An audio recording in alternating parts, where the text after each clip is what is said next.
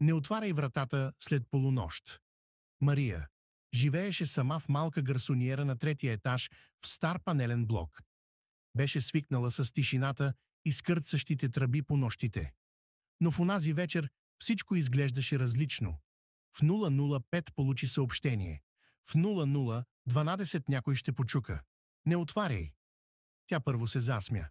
Сигурно приятелка се шегува. Но когато погледна към прозореца и видя, че целият квартал е тъмен, смехът й замря. Часовникът на телефона отброяваше минутите. В 0012 точно се чу тихо почукване. Туп, туп, туп. Мария се приближи към вратата. Погледна през шпионката. Черно.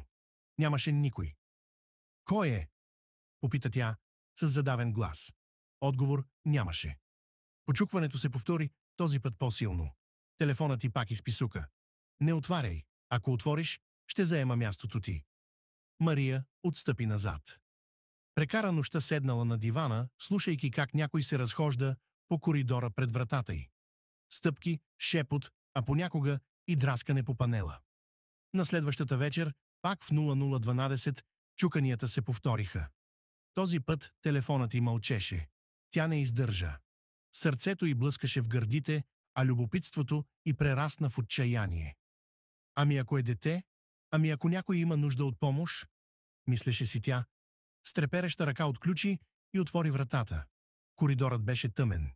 Нямаше никого. Но студен вятър нахлу вътре, въпреки че всички прозорци бяха затворени. Тогава чу зад себе си почукване. Туп, туп, туп.